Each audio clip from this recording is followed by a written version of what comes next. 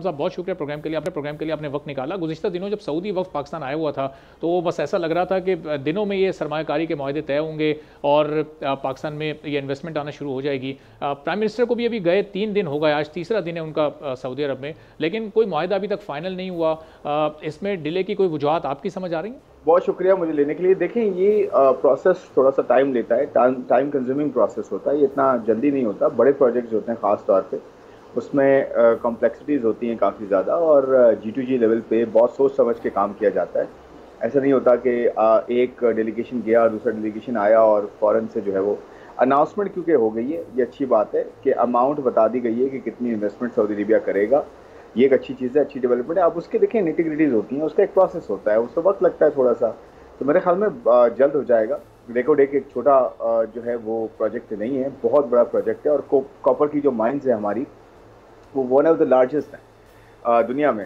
तो डेफिनेटली, और उसके ऊपर सोच समझ के हमारी तरफ से भी गवर्नमेंट जो है वो काम कर रही होगी डेफिनेटली। अब ये कि वो बाहर मार्केट में या मीडिया पे हर चीज़ नहीं आती, तो इसका मतलब ये नहीं है कि कोई काम नहीं हो रहा, काम काफ़ी ज़्यादा हो रहा है। लेकिन देखें, बहुत अरसे बाद पाकिस्तान में बड़ी इन्वेस्टमेंट की बात हो रही है, बहुत अरसे बाद, क्योंकि फॉरेन डायरेक्ट इन्वेस्टमेंट हो या लोकल इन्वेस्टमेंट हो, ये हमारा, अगर आप मईशत के साइज़ के हिसाब से देखें तो हम इस रीजन से आधे परसेंटेज पे खड़े हैं। अगर रीजन जो है 30% है जीडीपी का इन्वेस्टमेंट का, तो हम 14-15 के अराउंड है, तो ये बहुत लो लेवल है। तो हमारे पास अब $5 अरब अगर सऊदी अरेबिया इन्वेस्ट करता है आने वाले महीनों में, उसके बाद फिर यूएई आता है, चाइना और इन्वेस्ट करता है, बाकी सारे कंट्रीज फॉलो थ्रू करते हैं, तो मेरे ख्याल में ये बहुत अच्छी खबर होगी। लेकिन पहला स्टेप ऑफकोर्स थोड़ा मुश्किल होता है, और उसमें मुझे लगता है वक्त लग रहा है, लेकिन इंशाल्लाह बहुत जल्दी जो है वो पॉजिटिव चीज़ें नजर आएंगी। लेकिन एक और मैं एक पॉइंट ऐड करूंगा जी। कि हमारा जो ये जो लीगल सिस्टम है, हमारा जो जस्टिस सिस्टम है, हमारा जो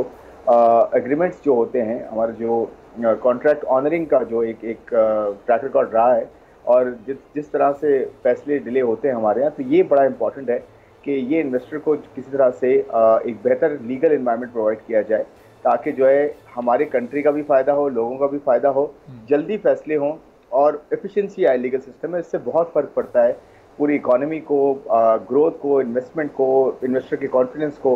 तो ये सारा काम अगर जल्दी हो और हमारा एक अच्छा लीगल सिस्टम इम्प्रूव हो जाए, तो मेरे ख्याल में बहुत ज़्यादा फ़ायदा होगा। जल्दी इन्वेस्टमेंट जो है वो थ्रू होगी, और जल्दी जो है वो हम नंबर्स खुर्रम देखेंगे साहब, मटेरियलाइज। इस हवाले से क्या अगला महीना बहुत ज़्यादा अहमियत का हामिल है, चूँकि मोहम्मद बिन सलमान को भी पाकिस्तान आना है और उसी में फिर IMF के साथ भी नेगोशिएशन अगले प्रोग्राम के लिए शुरू होनी है, जो कि एक हाई वॉल्यूम प्रोग्राम है। तो ये इन्वेस्टमेंट जो पाकिस्तान में आ रही है, अगर इसका वॉल्यूम बढ़ता है तो पाकिस्तान जो IMF के प्रोग्राम में अप्लाई कर रहा है, क्या उसका वॉल्यूम फिर कम कर सकता है? यानी इस इन्वेस्टमेंट से IMF के प्रोग्राम का कोई कनेक्शन ऐसा हो सकता है कि इन्वेस्टमेंट ज़्यादा हो रही हो तो हम छोटे प्रोग्राम पर जाएँ, या फिर वही हमें 6-7-8 अरब डॉलर की ज़रूरत पड़ेगी IMF के लिए? देखें, इसमें ना 6-7 अरब डॉलर रेलेवेंट नहीं है। 6 अरब डॉलर का प्रोग्राम है, 8 अरब डॉलर का प्रोग्राम है। प्रोग्राम के अंदर जो टेक्निकल डिटेल्स होती हैं, जो रिफॉर्म्स के प्रोसेस बताए जाते हैं या रिफॉर्म से रिलेटेड गाइडेंस दी जाती है, पूरा फ्रेमवर्क प्रोवाइड किया जाता है, उसको फॉलो करने की ज़रूरत है। इसमें ये मैटर नहीं करता कि 7 या 8 अरब का या 2 अरब डॉलर आगे पीछे हो जाएंगे, ये इशू नहीं है। वैसे भी अगर आप देखें, अगर पाकिस्तान का पब्लिक डेट अगर आप देखें, उसमें अगर मैं एक कहता हूँ कि जी $100 बिलियन है, लेट्स से अभी थोड़ा सा कम है $100 बिलियन से, अगर मैं कहता हूँ 90-95 बिलियन डॉलर है पब्लिक डेट जो गवर्नमेंट के होता है, उसमें IMF का पोर्शन तो बहुत कम है, 6-7-8 अरब डॉलर भी नहीं है। तो वैसे भी IMF को तो हम पे करते गए, क्योंकि उनका प्लान, उनका तरीका ये होता है कि आप 2-3 साल का प्रोग्राम लेते हैं, उसके बाद पेमेंट्स चलती रहती हैं उनकी।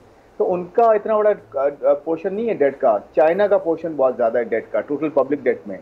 उसके साथ साथ फिर सऊदी अरेबिया का भी अब पोर्शन है, यूएई का भी है, मल्टीलेटरल हमारा सबसे ज़्यादा है, हमारा वर्ल्ड बैंक का है, हमारा पेरिस क्लब का है पोर्शन अच्छा खासा। तो IMF का कोई बहुत ज़्यादा पोर्शन नहीं है, 6-7-8% है टोटल डेट में, 10% से कह लूँ के नीचे है। तो मेरे ख्याल में ये मैटर नहीं करता कि अमाउंट कितनी IMF दे रहा है, या अमाउंट के of course to an extent matter करता है, बट ये नहीं है कि इन्वेस्टमेंट आ जाएगी तो IMF का प्रोग्राम छोटा हो जाएगा। IMF के प्रोग्राम के अंदर जो टेक्निकल फ्रेमवर्क है, जो कंडीशनैलिटीज़ होती हैं कि आपने अपने आप को बेहतर कैसे करना है, टैक्सेस को कैसे सही जगह लगाना है, कम कहाँ से करना है, कैसे अपने प्राइसेस को जो है, टैरिफ्स को जो है मार्केट पे लेके आना है, कैसे जो है सब्सिडीज़ को कम करना है, कैसे डायरेक्ट सब्सिडीज़ को देना है, और कैसे जो है वो हिस्सा है इकोनॉमी का जो बहुत ज़्यादा वल्नरेबल है, उनको कैसे रोक के रखना है। हाँ, ये ज़रूर है कि IMF के प्रोग्राम में स्टेबलाइजेशन ही होती है, ग्रोथ आप एक्सपेक्ट ना करें।